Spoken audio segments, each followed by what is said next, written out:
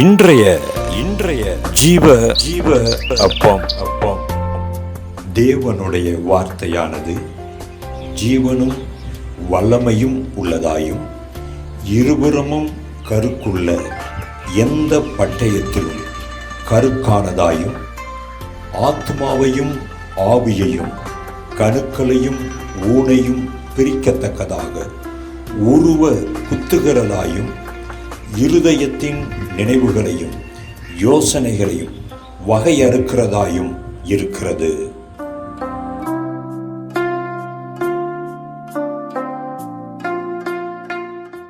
கர்த்தருக்கு மகிமை உண்டாவதாக. இன்றைய ஜீவ அப்பத்தை நாம் பிட்டு தியானிக்கிற வேளையில நம் ஒவ்வொருடைய ஆவிக்குரிய கண்கள் திறக்கப்படுவதாக.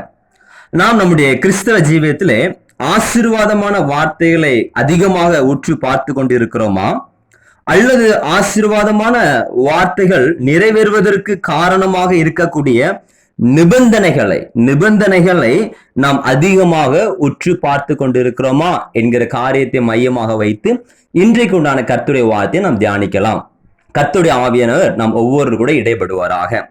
எரேமியா 35 அதிகாரம் 15 வசனத்துல இப்படியாக ஒரு வார்த்தை எழுதப்பட்டிருக்கிறது. நீங்கள் அந்நிய தேவர்களை சேவிக்கும்படி அவர்களை பின்பற்றாமல் அவன் தன் பொல்லாத வழியை விட்டு திரும்பி உங்கள் நடக்கையை சீர்திருத்துங்கள். அப்பொழுது உங்களுக்கும் உங்கள் பிதாக்களுக்கும் நான் கொடுத்த தேசத்திலே குடியிருப்பீர்கள். இந்த வசனத்துல ஒரு ஆசீர்வாதமான வார்த்தை இருக்குது. என்ன அப்படின்னா, உங்களுக்கும் உங்கள் பிதாக்களுக்கும் நான் கொடுத்த தேசத்திலே குடியிருப்பீர்கள். இது இந்த வசனத்துல இருக்கிற ஒரு ஆசீர்வாதமான வார்த்தை. ஆனா இந்த ஆசீர்வாதமான வார்த்தை நிறைவேறணும்னா, இந்த ஆசீர்வாதமான மகிமையான வாக்குத்தத்தம் நிறைவேறணும்னா என்ன செய்யணும் அப்படிங்கிற நிபந்தனைகள் சொல்லப்பட்டிருக்குன்னா, அவன் தன் பொல்லாத வழியை விட்டு திரும்பி உங்கள் நடக்கை சீர்திருத்துங்கள். அப்பொழுது உங்களுக்கும் உங்கள் பிதாக்களுக்கும் நான் கொடுத்த தேசத்தில் குடியிருப்பீர்கள். ஆண்டவர் அநேக ஆசீர்வாதமான வார்த்தைகள் நம்மளுக்கு வேதத்துல கொடுத்திருக்கிறார். அநேக வாக்கு தத்தங்களை நம்முடைய வேதத்துல கொடுத்திருக்கிறார். ஆனா ஒவ்வொரு ஆசீர்வாதமான வார்த்தைகள் நிறைவேறணும் அப்படின்னா அதுல ஒரு நிபந்தனை உண்டு, ஒரு கண்டிஷன் உண்டு. ஆனா இன்னைக்கு நாம அந்த கண்டிஷனை உற்று நோக்காமல் ஆசீர்வாதமான வார்த்தைகளை உற்று பார்த்து கொண்டு இருக்கிறோம். இந்த ஆசீர்வாதங்கள் எப்பொழுது நம் வாழ்க்கையில் நிறைவேறும் என்று. எடுத்துக்காட்டாக, உன் சந்ததிக்குள் பூமியில் உள்ள சகல ஜாதிகளும் ஆசீர்வதிக்கப்படும் என்று ஆபிரகாமுக்கு இந்த ஆசீர்வாதமான வாக்குத்தத்தம் கிடைக்குது. ஆனா அதே வசனம் தான் சொல்லுது, நீ என் சொல்லுக்கு கீழ்ப்படிந்தபடியினால் உன் சந்ததிக்குள் பூமியில் உள்ள சகல ஜாதிகளும் ஆசீர்வதிக்கப்படும்.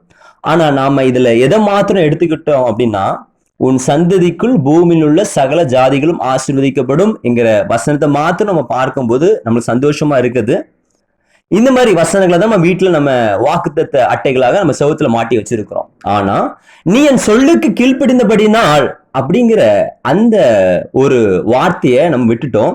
அந்த ஒரு வார்த்தை இல்லாம, நீ என் சொல்லுக்கு கீழ்ப்படிந்தபடினால் என்கிற ஒரு வார்த்தை இல்லாம, உன் சந்ததிகள் பூமியில் உள்ள சகல ஜாதிகளுக்குள்ள ஆசீர்வதிக்கப்படுங்கிற வார்த்தை நிறைவேறாது என்கிற ஒரு வெளிச்சம் நமக்கு இல்லாம போயிட்டு. நான் மறுபடியும் சொல்றேன், நீ என் சொல்லுக்கு கீழ்ப்படிந்தபடினால் உன் சந்ததிக்குள் பூமியில் உள்ள சகல ஜாதிகளும் ஆசீர்வதிக்கப்படும் என்கிற அந்த கண்டிஷனோட, அந்த நிபந்தனையோட ஆபிரகாம் செய்த அந்த கிரியைகளை நாம் மறந்துவிட்டு, ஆபிரகாம் கர்த்தருக்கு கீழ்ப்படிந்த அந்த கீழ்ப்படிதலை நாம் மறந்துவிட்டு, வெறும் அந்த ஆசீர்வாதமான வார்த்தையில மாத்திரம் நாம் இன்னைக்கு வாழ்க்கையில பிடிச்சு கொண்டு போராடி கொண்டு இருக்கிறோம்.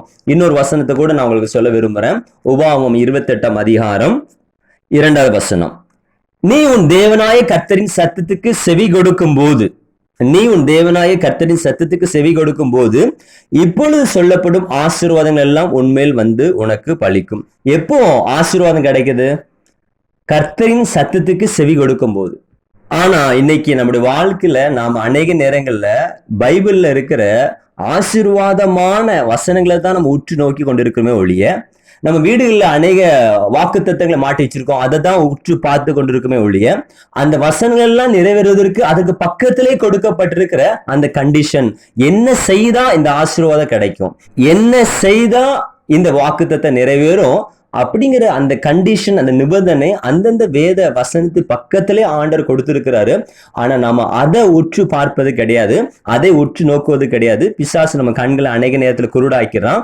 ஆசீர்வாதத்தை மாத்திரமே உற்று பார்த்து கொண்டிருக்கிறோம். அன்னைக்கு எரேமியாவுடைய காலத்திலையும் இப்படிதான் அந்த இஸ்ரேல் மக்களுக்கு ஆண்டவர் சொல்றாரு, உங்கள் நடக்கையை சீர்திருத்துங்கள், அவனவன் தன் பொல்லாத வழி விட்டு திரும்பி உங்கள் நடக்கை சீர்திருத்துங்கள், அப்பொழுதுதான் பிதாக்களுக்கு நான் கொடுத்த தேசத்தில் நீங்க குடியிருப்பீங்க அப்படின்னு சொல்றாரு.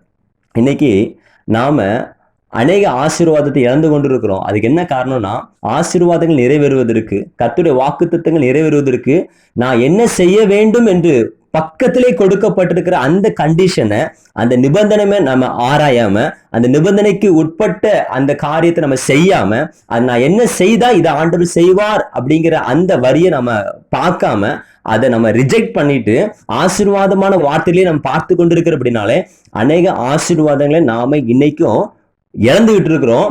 ஆசீர்வாதங்கள் நம்ம பைபிள்ல தான் அந்த வசனத்தை நம்ம பார்க்கிறோமே ஒழிய, நம்ம வீட்டுல மாடி வச்சிருக்கிற அந்த போர்டுல தான் ஆசீர்வாதமான வசனங்களை பார்க்கிறோமே ஒழிய நம்ம வாழ்க்கையில பார்க்க முடியல.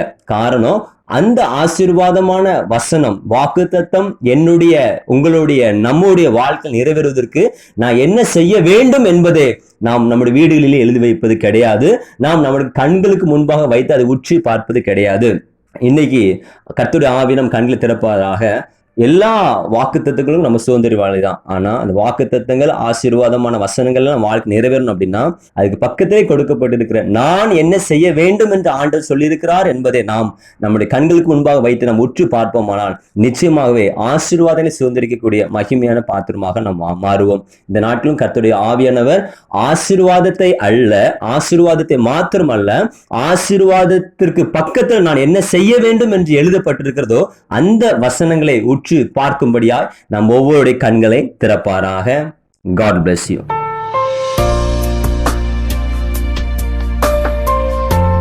ஆசீர்வாதமான வாக்குத்தத்தங்களை உற்று பார்த்து சந்தோஷம் அடைவதை விட அதை அடையக்கூடிய, சுதந்திரிக்கக்கூடிய நிபந்தனைகளை உற்று பார்த்து சந்தோஷப்படுவதே சிறந்தது.